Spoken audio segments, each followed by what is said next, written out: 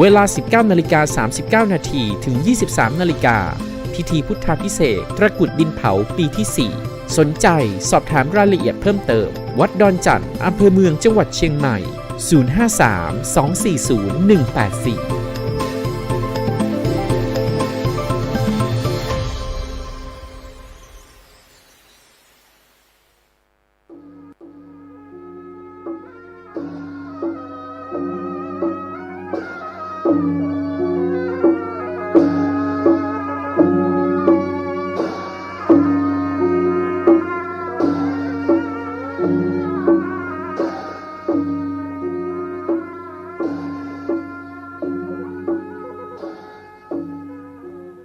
ขอความเจริญในธรรมและความผาสุกทางใจจงได้มาบังเกิดมีกับท่านสาธุชนคนดีผู้เจริญในศีลผู้เจริญในธรรมทุกท่านพร้อมกันนี้ขอยกมือ10 นิ้วกราบอาราธนาเอากุลพระแก้วเจ้าทั้ง3ประการบุญศีลบุญทานที่ท่านผู้ฟังทั้งหลายได้กระทำปั้มเป่งมาคุณงามความดีที่ทำไว้ในอดีตและกำลังจะทำเวลานี้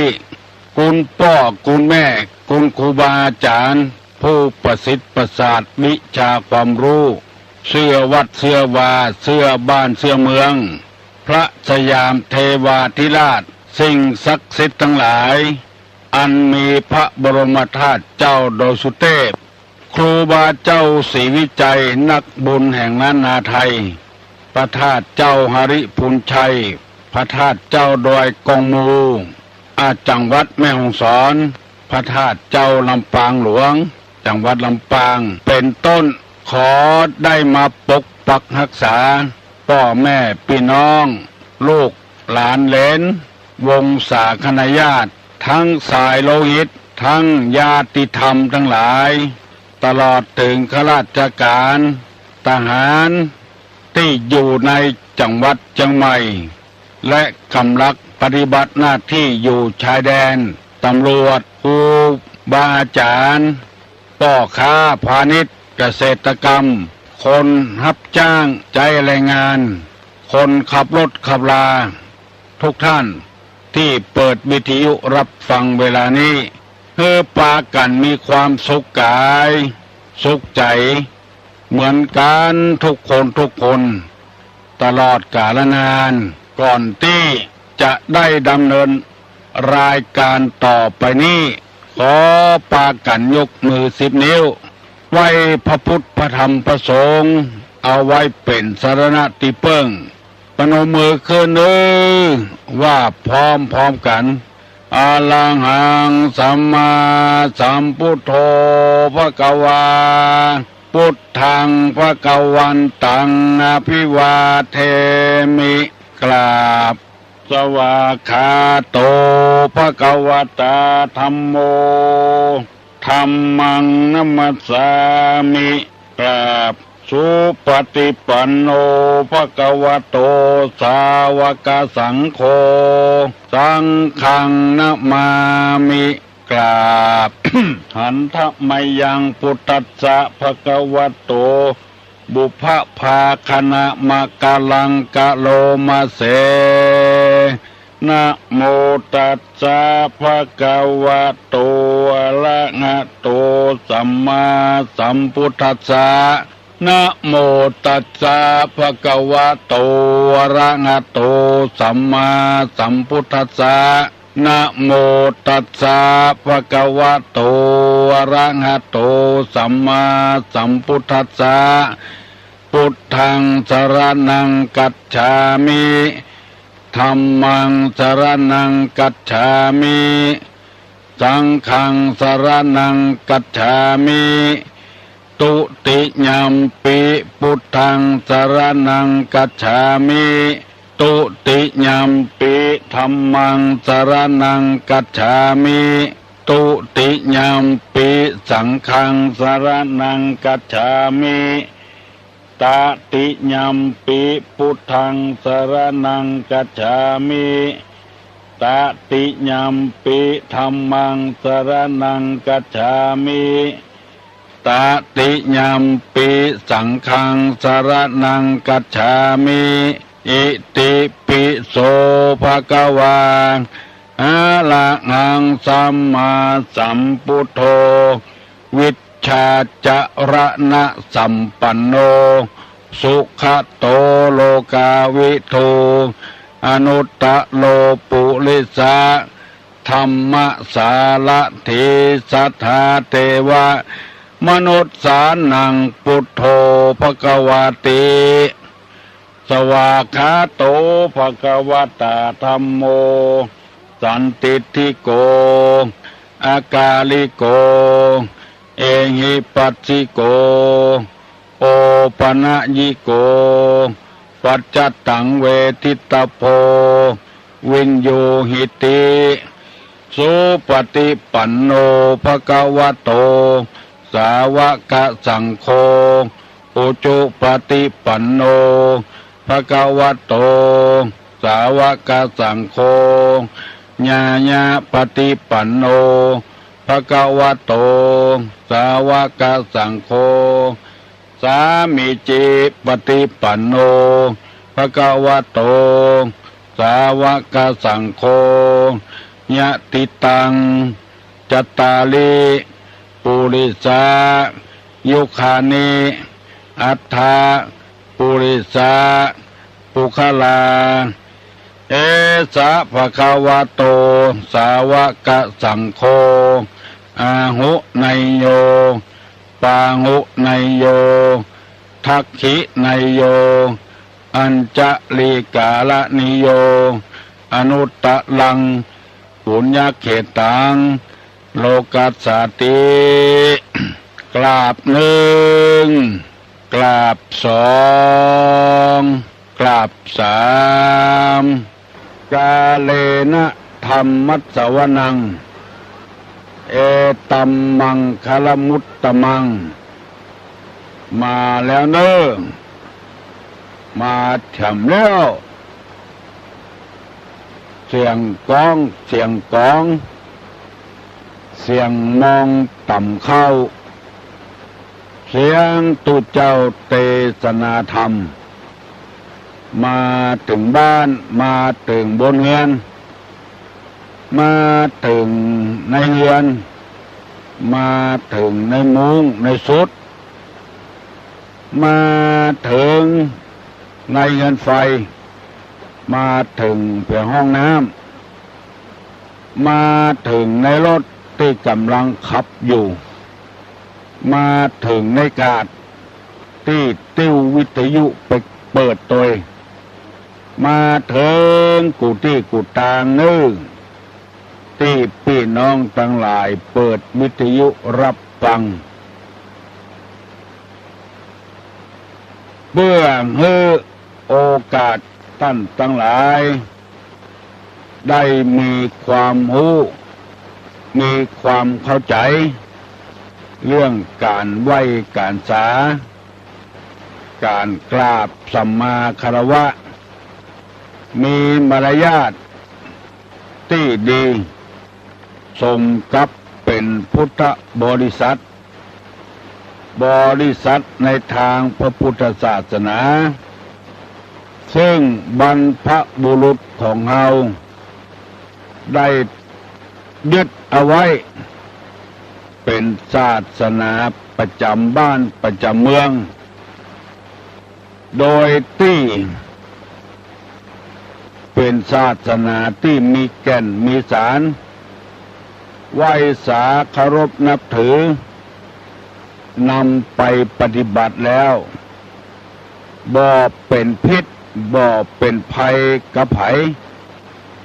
เป็นเรื่องที่ดีของสังคมอยู่ตลอดเพราะในทางพุทธศาสนานี้สอนเดินทางแบบธรรมชาติบ่ฮือบิดบ่ฮือเบียดธรรมชาติก็คือสิ่งที่มันเกิดขึ้นมาเองเป็นมาเองมันเป็นเชื้อใดมันเป็นเชื้อนั้นค คนทำดี ความดีมาตอบสนอง คนทำความชั่ว ความชั่วย่อมตอบสนอง ปลูกพืชปลูกผักชนิดใด ผลที่ได้รับมาก็พืชเช่นนั้นผักชนิดนั้นธรรมะก็อย่างนั้นถ้าปฏิบัติอย่างใดผลก็จะแสดงขึ้นมาถ้าบ่ปฏิบัติเลยผลก็บ่แสดงขึ้นมาเหมือนกับเฮาปลูกมะม่วงที่เฮา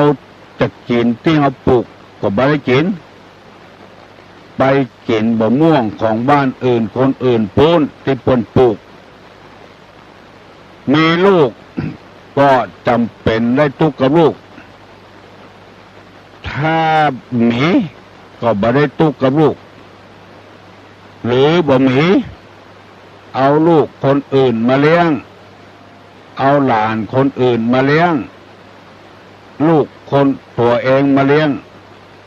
ก็ย่อมจะเป็นทุกข์เช่นเดียวกันถ้าหากบ่ใครทุกข์กับลูกกับหลานเฮาก็บ่ไปพัวพันกับมัน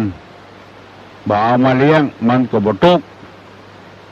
ยกตัวอย่างให้เป็นธรรมชาติที่พี่น้องทั้งหลายได้ฟังแล้วมันเป็นธรรมชาติคนที่บ่มีรถก็บ่เดือดว่าน้ำมันแพงเพราะว่าบ่มีรถเอาน้ำมันเข้าใส่เปิ้นก็บ่เดือดหมู่ที่มีรถก็เดือดเพราะน้ำมันแพงมันเป็นธรรมชาติเพราะเฮาซื้อรถมาต้องใส่น้ำมันเมื่อมีรถแล้วมีน้ำมันแล้วบ่มีคนขับก็ต้องตุกทำแล้วตัวเองขับบ่จ้างขับบ่เป็นได้อันนั้นมาก็ต้องเป็นตุกกับอันนั้นถ้าบ่ได้ก็บ่เป็นตุกบ่มีเงินบ่มีทองก็เป็นทุกข์เพราะเฮาใจสุรุ่ยสุร่ายเฮาขี้ค้านบ่ประกอบอาชีพอันใดอยู่กิน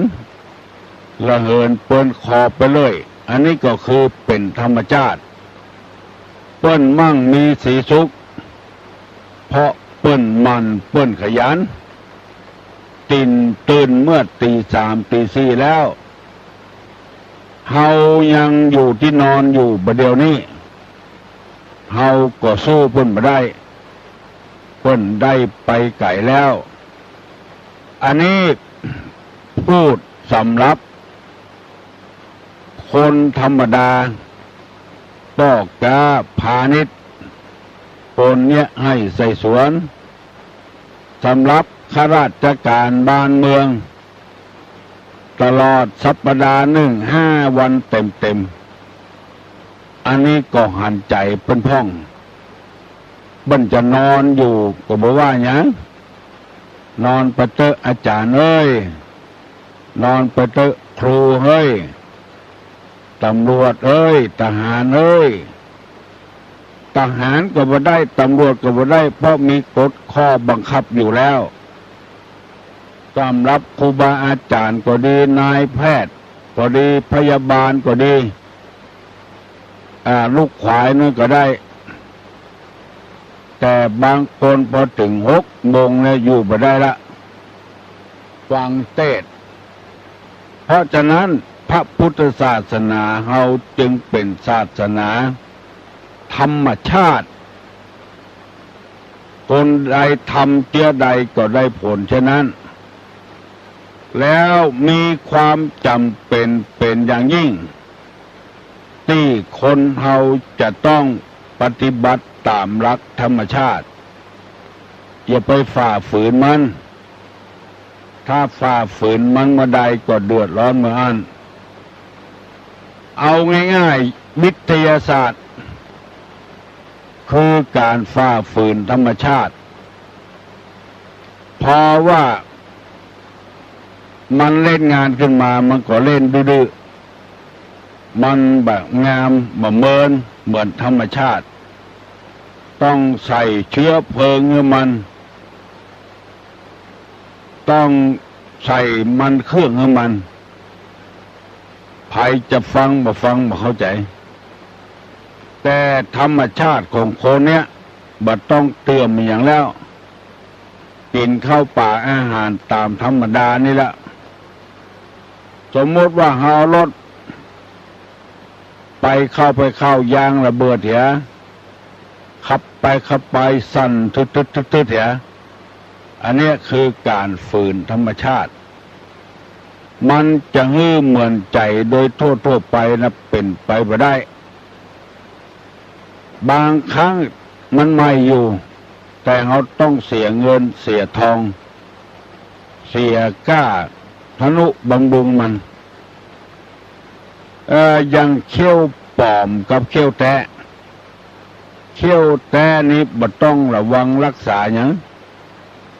กินข้าวแล้วก็แปรงฟันอย่าลุกมาก็แปรงฟันทำความสะอาดถึงมันแต่นะว่าต้องไปรักษาเนี่ยพอถึงข้าวมันหล่อนไปเอาเขี้ยวใหม่เขาใส่นั่นคือธรรมชาติเขี้ยวใหม่นี้บ่เกยกับปากกับคอกับปากกับคอบางคนเลยกินข้าวกินน้ำตึ๊ดออกก่อนอยู่มีใส่กระงามอย่างเดียวเวลากินข้าวบ่ม่วนอันนี้คือการฝืนธรรมชาติหัวเข้ากะเปิ้นดามเล็กดามหลาขึ้นจะเนี้ยเหมือนเก่าเหมือนเดิมบ่ได้บ่เหมือนธรรมชาติอันนี้คือวิทยาศาสตร์ฝืนธรรมชาติคนเฮาถ้าฝืนธรรมชาติเมื่อใดมันเข้าก็เดือดร้อนเหมือนอันแต่ธรรมชาตินี่มันเป็นไปด้วยระเบียบของมันต่างหากตุลุงได้บอกว่าลักษณะของคนนี้ต้องรู้จักตัวเก่านั่นก็คือการคนที่มีการเสงี่ยมเจียมตนนั้นไผก็ฮักก็ชอบมีกิริยามารยาทเรียบร้อยตุลุงได้นำมาเสนอไปแล้วหลายข้อแล้วต้องเสงี่ยมเจียมตนคนเฮานี่ดัดได้ไม้บางอย่างก็ดัดได้เอามาแปลงรูปจ้างพ่องรูปนกพ่องรูปกระต่ายพ่องเพราะคนเฮาดัดมันดัดอยู่ตลอดเวลาพอเผลอมากิ่งไม่ออกมาก็บ่เป็นรูปนก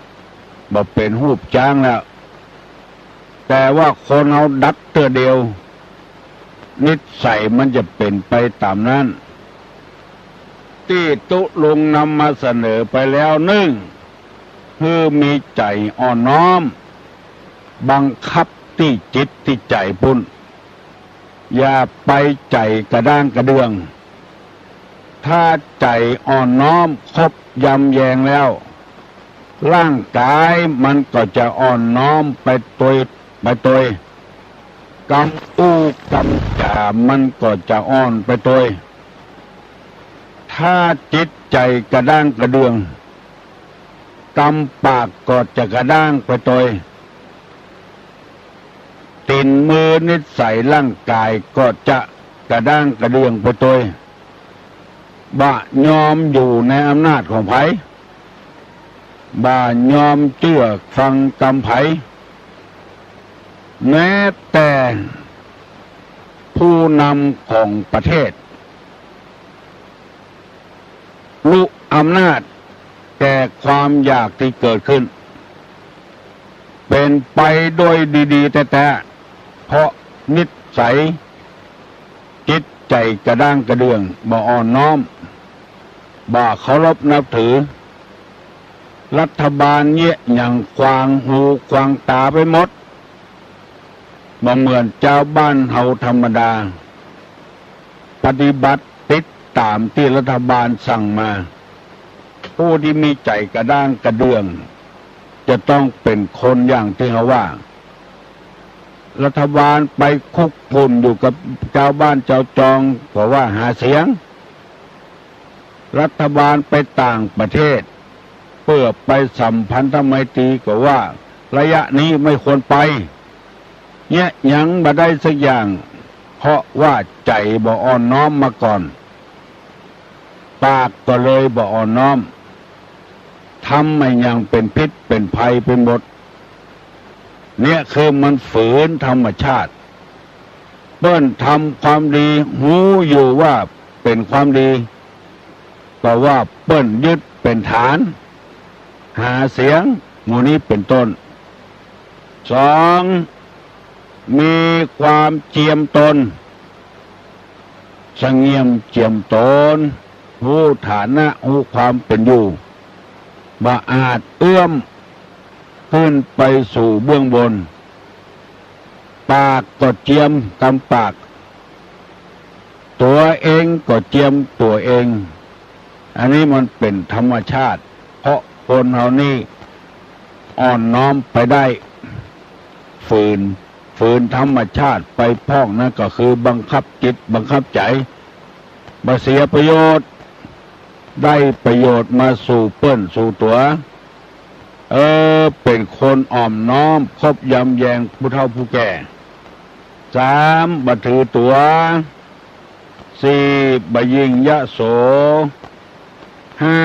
ทำตนเหมือนผ้าเช็ดเท้าทำความสะอาดให้เปิ้นให้ความสะดวกให้เปิ้นหกทำตัวเหมือนกับโคเขาขาด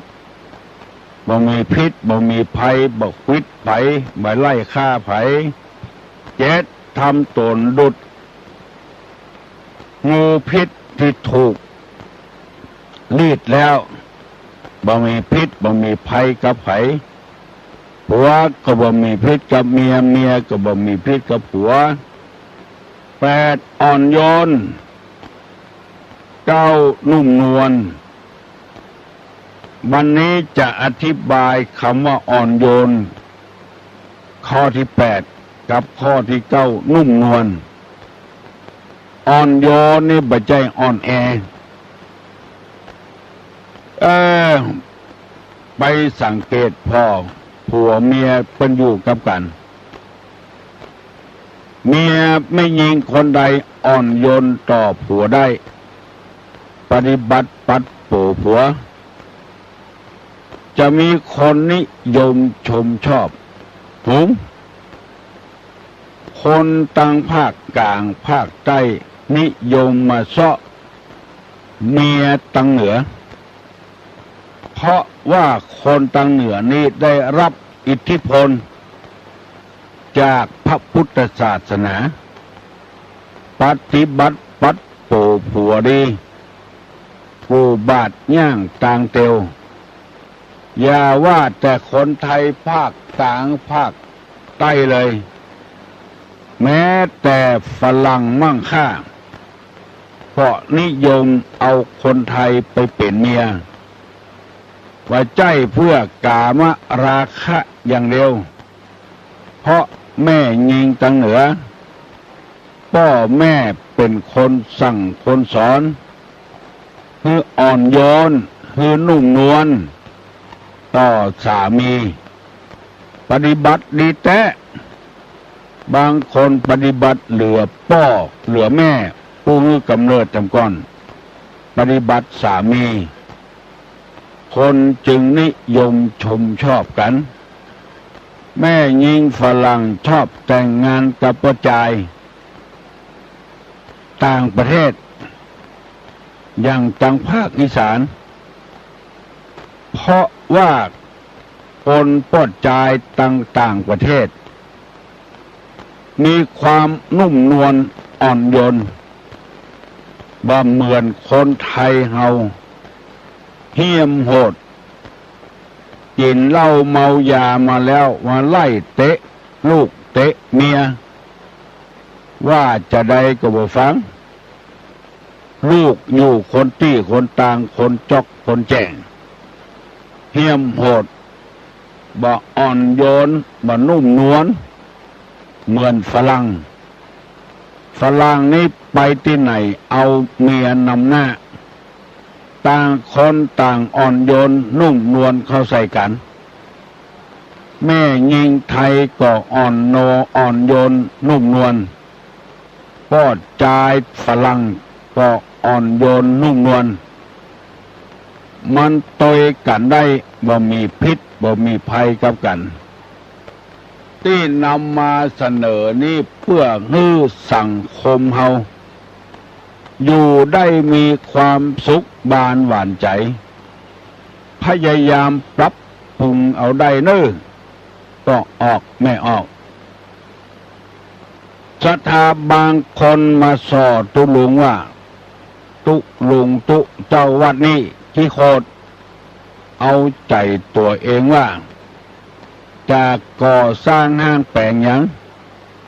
เอาใจตัวเองว่าไผ่ทัดทานไผ่คัดค้าน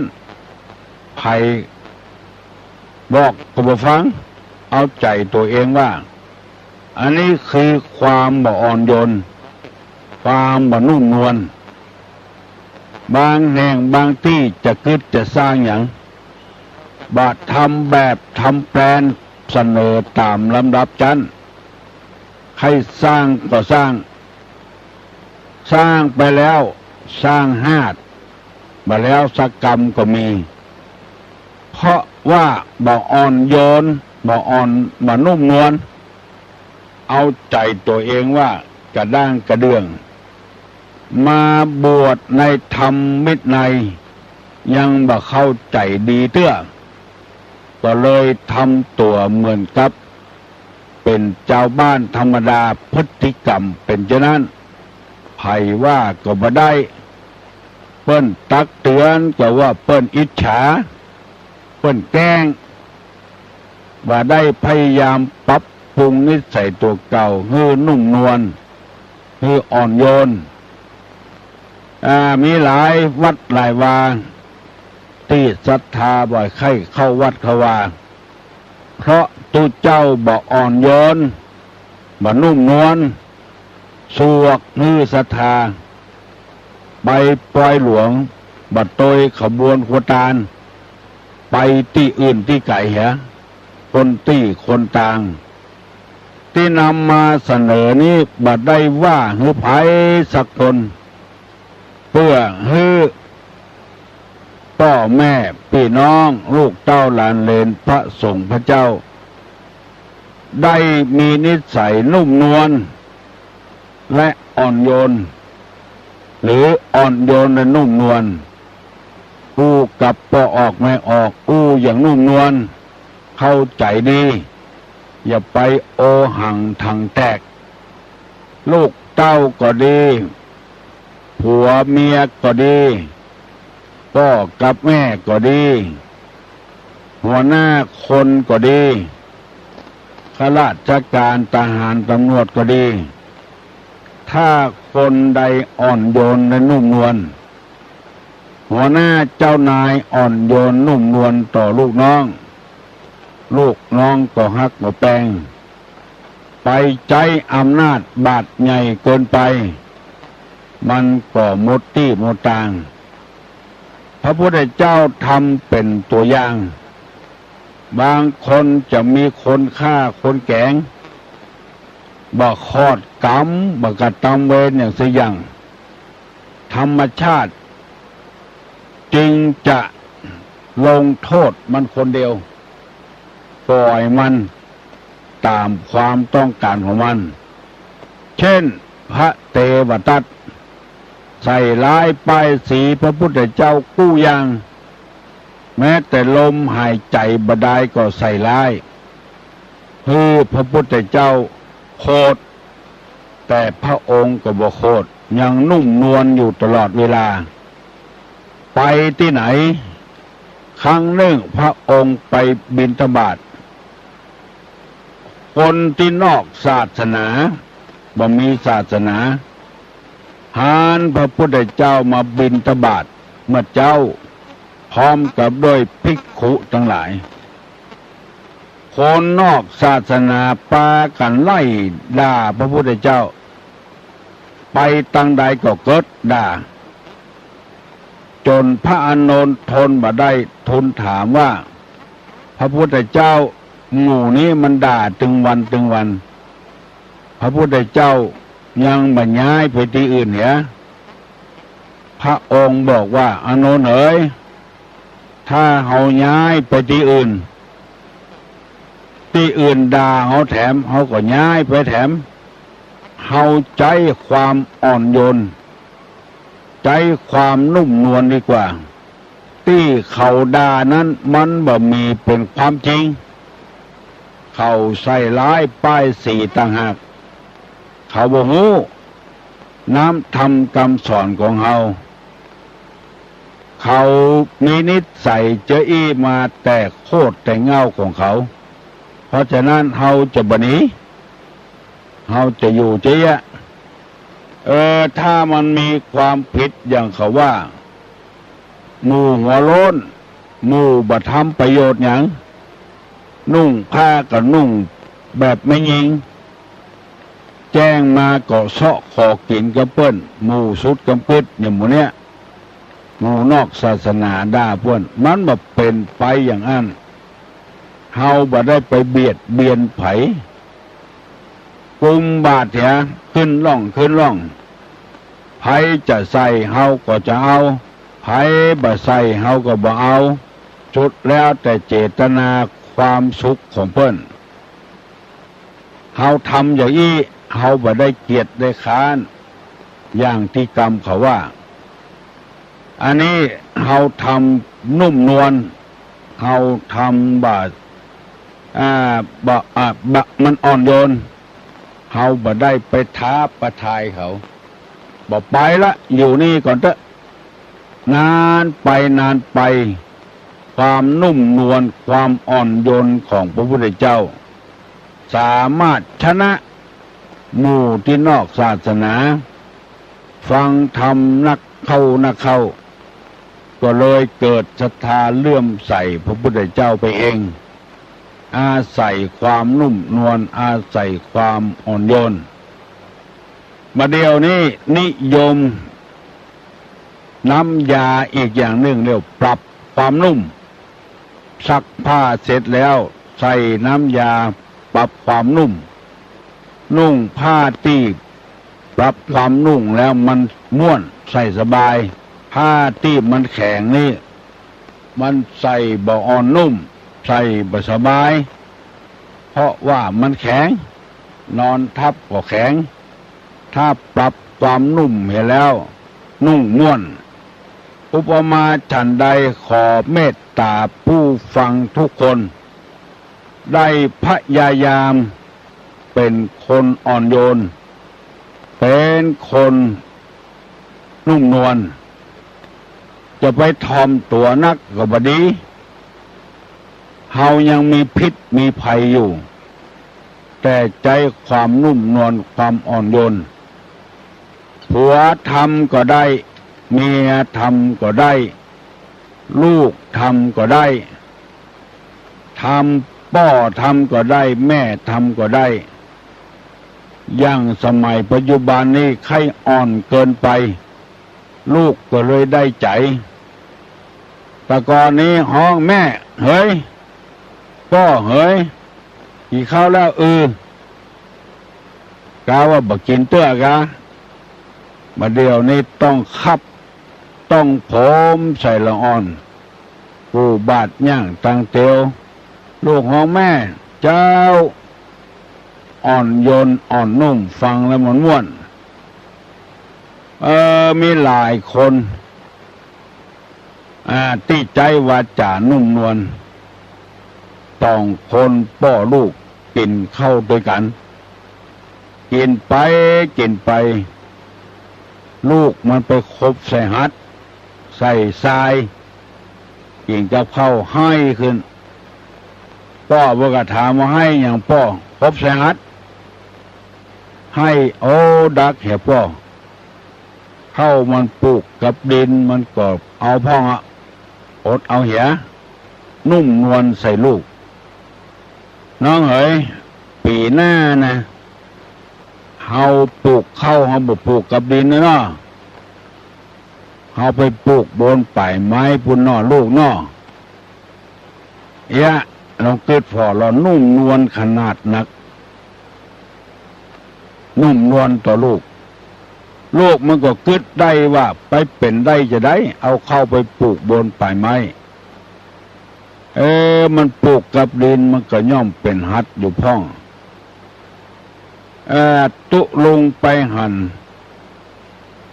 คนที่อ่อนนุ่มอ่อนโยนและอ่อนนุ่มนวลนี่ไปหันพ่อขุนสันกระแปงเนี่ยพ่อขุนเป่าพ่อขุนเป็นประชาเตื้อนึ่งปนิมนต์ไปเทศเพิ่นก็มานั่งในป้อเป็นป้อของพ่อเลี้ยงสวนโนเป็นป้อของพ่อเลี้ยงทองใบลูกเป็นเล่าให้ฟังใจความนุ่มนวลน่ะก็ถามว่าอันกาพ่อเลี้ยงสวนอยู่นี่ก็อยู่รู้ทุกเจ้าพ่อเลี้ยงเอ้ยพ่อเลี้ยงสวนลูกเปิ้นแต่เจ้าบ้านห้องพ่อเลี้ยงก็ห้องตัวเปิ้นห้องลูกเป็นพ่อเลี้ยงมันนุ่มนวลตุลงได้ยินแล้วจำตะฮอดบะเดียวเป็น40-50 ปีที่ล่วงแล้วมาแล้วอันนี้ยกตัวอย่างให้ฟังพ่อเลี้ยงใบพ่อเลี้ยงสวนนุ่มนวลอ่อนโยนว่าตามชาวบ้านว่าตามทุกเจ้าอันนี้ยกตัวอย่างให้ฟังป้อคุณเป่าคุณเป็นประชานี่มีเมียถึง3 คนอยู่ด้วยกันหันหมดบ่มีการทะเลาะเบาะแว้งกันบางคนนี่เมียเปิ้นตายไปเป็นเมียของเปิ้นทำไมอยู่กับผัวอยู่ได้แต่ไปทะเลาะกับลูกติดเมียทำไมอันเนี้ยบ่อ่อนโยนบ่นุ่มนวลกระด้างกระเดื่องในที่สุดก็อยู่บ่ได้ต้องละกันหย่ากันเพราะว่ากระเดียวว่าจะมาช่วยกันฮิกันหาให้เจริญรุ่งเรืองเป็นมาหาเรื่องลูกติดผัวบางคนก็พิษกับลูกติดเมียจะเอาไอ้อย่างนักหนาอยู่ด้วยกันไปฮั่นละอยู่ไปตามน้ำทำไปตามตัวน้ำเพียงใดดอกบัวเพียงอันอยู่มาก็มาอยู่กับวัดกับว่าเมินเข้าไปคุยลูกศิษย์ลูกหาเก่าไปสนไปสอลูกศิษย์ลูกหาเก่าฮือครูบาอาจารย์ฮู้ตัวเองใครได้หน้าใครได้ตาหมูเนี้ยมันบ่อ่อนโยนบ่นุ่มนวลฟังว่าอย่าเตอะพอออกไม่ออกบ้างเสียผลบ่เสียผลประโยชน์เอาละเน้อบัดเดียวนี้ไผ่ยังบ่ลูกเตื้อเว้นแต่ข้าราชการบ้านเมืองที่เปิ้นทำงาน5 วันบ่ได้หยุดได้หย่อนชาวบ้านเฮาธรรมดานี่ลุกได้แล้วลุกลุกเจ้าเป็นเจ้างัวหลายลูกขวายถูกแม่แซ่หวายมาเจ้าลูกเจ้าได้กินพักตังป่ายลูกขวายได้กินพักตังเก้าฮัลโหลครับประทำปัญหานะครับสังฆาวัตถุ4นะมีอย่างพ้องมีอย่างพ้องนะถามน้องๆหนูเจริญพรเนอไผ่ตอบได้ตอบมาเนอสังฆะวัตถุ4คืออะไรบ้างตอบมาเนอเจริญพร ครับไว้สาตอบครับการกับปิยวาจาอุมวนอัตจริยาบำเพ็ญตนเป็นประโยชน์สมาและก็ตาวางตัวตนสม่ำเสมอครับว่าเจริญพรปีดน้องบ้านป่างม่วงตอบมาแล้วเนอะ1ตาล2ปิยวาจา3อัตถจิตจริยา4สมานัตตาอันนี้เรียกว่าธรรมที่ถามมาตะกี้ฮัลโหลเจ้าสาเจ้าตุลุงเจ้าถามน้องถามพ่องมักมีองค์8ย่อเลย3มีอย่างพ่องเจ้ามักมีองค์8ย่อมาเหลือ3มีอย่างพ่องเจ้าไผ่ตอบได้ตอบมาเนอะมักมีองค์3มักมีองค์8เห็นชอบดำริชอบวาจาชอบการงานชอบเลี้ยงชีวิตชอบส่งเคราะห์เข้าอันหยังย่อมาเหลือ3ไผ่ได้ตอบมาเนอะน้องพิษสมัยเปิ้นถามมาเปิ้นลองภูมิปน้อยปหนานปอุ้ยไม่อุ้ยตู้เจ้าพนายก็ตอบได้เนอะตอบได้เหมือนกันกูคนเฮาบ่ใจคนที่ไหนบ่ใจไตที่อื่นวันนี้ได้ข่าวว่าพ่อออกแม่ออกปูนตังละปูนบุนะบ้านห้องละปูนบุนะห้วยปูปุ่นจะปากันมาส่วนมากเชื้อจาดเป็น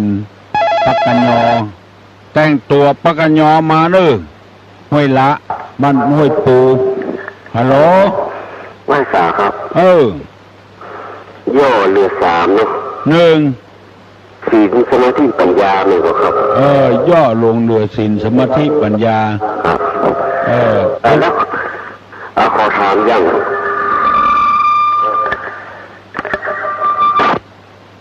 ถามแล้วประถามสักคำฮัลโหลไว้สาถามปัญหาละอ่อนแล้ววันละติดแล้ววันละติดเด็กชายติดช่วยงานพ่อแม่ที่บ้านแล้วก็มีพระมาบิณฑบาตที่บ้านใส่บาตรแถมตักเข้าใส่บาตรมันหลุดไปคนเดียวเนอะมาใจตู้ลุงคือหลุดเนอะฮัลโหลครับอันขอใต้ปัญหานะครับตู้ลุงครับอันสมัยไปได้นะครับอันรีบทอรีบทายตะวันจะใส่ตลาดจะไหวใส่บัวจะเน่านี่ไผ่ตายได้พ่อครับไผ่ตอบได้น้องรีบทอรีบทายตะวันจะใส่ตลาดจะไหวใส่บัวจะเน่านะครับครับไผ่ตอบได้ตอบมาเนอะรีบทอรีบพายตะวันจะสายดอกบัวจะเน่าหมายความว่าเจอใดไผ่ตอบได้ตอบมาเนอะจัดจ้าเนอะอย่าไปไว้ฟังจัดจ้าเนอะอย่าไปไว้ฟังไผ่ตึงบ่ลู่นะฮัลโหลน้องพิมพ์เจ้าตอบว่าจะได้ลูกมาตอบเจ้ามาตอบน้องพิมพ์จะนี่หยังบอกวันคือตู้เล่านิทานทำแม่คือฟังกำเจ้าตู้อุ้ยเล่านิทานเจ้าธรรมะคือละอ่อนฟังกำเจ้าธรรมะละอ่อนฟังกำนอกเจ้ากำเดียวจะเนอะลุงเนอะเจ้าน้องพิมพ์มันเกิดอย่างอยู่บ้านศาลาเจ้าบัดเดียวอยู่บ้านศาลาแล้วเนาะเจ้าเล่านิทานให้ฟังนิทานก้อมนี่เนาะจะเล่านิทานให้ฟังไผ่ฟังโทรมาเด้อเนอะมีหมาตัวหนึ่งนั่งแงนพอตะวันพอเดือนข้าเป็นหมาบุดหมอนึ่งเตะหมอนึ่งทิพย์ให้เป็นเดือนกับหมอเนี่ยอธิษฐานใจพบมาได้ไปเกิดเป็นเดือนดูต่างขนาดนักพอไอ้ยังก็ได้หัน เป็นเดือนในเสี่ยงสุดแล้วทำกรรมเดียวจะพออันอย่างก็บหารแล้วก้อนเมฆมาบังเป็นเดือนก่อนยังสู้ก้อนเมฆบ่ได้อธิษฐานมาเป็นเดือนแถมพอได้เป็นเดือนแล้วโอ้ลมมาปัดขึ้นปัดล่องเป็นเดือนแล้วก้อนเมฆมาบังมาอธิษฐานขอให้เป็นก้อนเมฆจะมาบังเดือนดีๆพอได้เป็นแล้วลมมาปัดสู้ลมมาได้ก็ขออธิษฐานให้เป็นลมพอได้เป็นลมแล้วปัดอันอย่างไปหมดทุทางหมดปัดจอมปลวกบลงมาขอเป็นจอมปลวกแถมพอได้เป็นจอมปลวกแล้วลมปัดมาได้แล้วควายเอาโก้นมาถูโอ้สู้ควายบ่ได้มาเป็นควายแถมพอได้เป็นควายแล้วบางวันจะเอาโก้นไปถูจอมปลวกเชือกมัดไว้โก้นไปถูบ่ได้มาขอเป็นเชือกพอได้เป็นเชือกแล้วมัดควายได้แล้วซ้ำหนูมาครบโอ้มาเป็นหนูแถมพอได้เป็นหนูแล้วออกหากินเมื่อวันก็บ่ได้แมวไล่ครบมาเป็นแมวแถมมาเป็นแมวไปที่ไหนก็มาไล่ปิกมาเป็นหมาอย่างเก่าอันนี้สอนให้คนเขาว่าเขาให้มีความสุขเต้าที่เขาเป็นอย่าให้ไปเป็นหั่นเป็นนี่เอาไปเอามามันก่อนอย่างเดียวกันนั่นแล้วคนตุกก็กินข้าว3 คาบคนรวยก็กินข้าว3 คาบยามหนาวก็หนาวเหมือนคนตุกยามฮ้อนก็ฮ้อนเหมือนคนตุกจะไปผ่าธนาให้มันเกินกว่าตัวให้พิจารณาเอาอย่าไปให้มันเกินกว่าตัวน้องพิมพ์ได้ยินแล้วเนาะเข้าใจแล้วเนาะน้องพิมพ์เนาะจะไปเห่อไปเหิมตัวเปิ้นให้อยู่ไปตามน้ำทำไปตามตัวให้หูสภาวะของตัวฮัลโหลเจ้านมัสการเจ้าตลงนิทานก้อมเนาะเจ้าได้ยินก็เจ้าได้ยินเจ้าน่าอย่างแถมเจ้าที่ไหนฮะที่ไหนฮะเจ้าอยู่ฮอดเจ้าเจ้าฟังตุลุงทุกวันน่ะบางนี้เจ้าบอกคนเจ้าบอกไปว่ามันมาตานเปิ้นเมื่อฮอดเมื่อก่อนเจ้าเอาไก่แตะไก่ว่าเนาะจะฟังถึงว่านมันนะแต่ฟังตุลุงน่ะมันงุดหงิดโมโหเลยมันม่วนก็ม่วนแกเข้าใจก็เจ้าเข้าใจตุลุงสอนธรรมะสอนน่ากันอ่อนน้อมอ่อนโยนวันเนอลูกเนอโอ้อายุแก่แล้วกันจะลูกกัน40-50โอ้เป็นน้องเนาะเจ้าเป็นน้อง40-50ละเจ้าเจริญพรเนอะเจ้าอู้2 คนอื่นจะอู้ตัวออกรายการพุ่มกันเนาะคนออกละปูนเขาออกยังไม่ตุลุงนี่ลูกก้าผมไปออกเวลาเดียวกันครับตุลุงออกเวลาเดียวกันนี่ว่าเขาก็โมโหเนาะลูกข้าวอะลูกก้าเปิ้นฟังตุลุงนักเหลือพ่อครูชิลิที่อยู่ห้วยห้างบุญครับเป็นหูกันก็ฟังกันตุลุงอันนี้ก็หลายคนในบ้านที่ผมเล่นนะครับก็ดีเนาะสถานีมันใกล้กันครับผมของตุลุง96ของเปิ้น95ครับทั้ง96นะลุงชัดเจนดีเนาะครับก็ฟังกันหลายคนลุงพอดีฝากพอดีก็ใครไปเหมือนกันนะวันนี้นะเนาะพอดีวันติดงานกันนะครับเนาะก็ขออนุโมทนาสาธุอย่างที่อุตกี้ตุลุงเนาะเจริญพรเนอฮัลโหลเวสาเจ้าคำถามที่ว่ารีบโทรรีบพายนั่นมันเกี่ยวกับการเวลาก็ค่ะอะไรอย่างปัญหาที่รีบทอรีบพายสายบัวตะวันจะสายบัวจะเน่าเกี่ยวกับการเวลาก็ค่ะแม่นกะคนเฮาถ้าชักช้าถ้าจ้าจะบัตานการแล้วจ้ะบัตานการยิ่ง ชาวพุทธเราเนาะ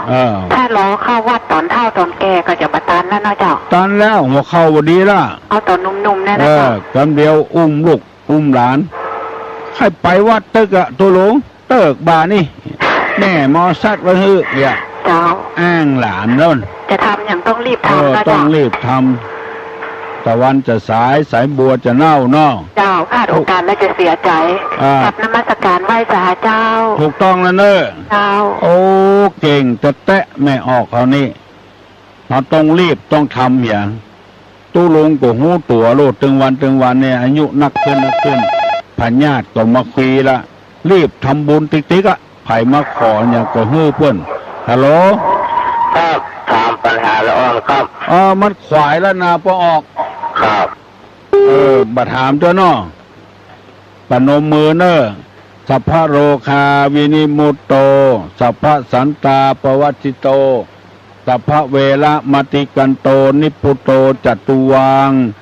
ภวสัพเพติโยวิวัจจันโตสัพพะโลโกวินาศตุมาเตภวะตนตราโยสุขีติคายุโกภวะอภิวาทนาสีริสานิจังวุธาปจายโนยัตตาโลธรรมาวัฏันติอายุวันโนสุขังปะลัง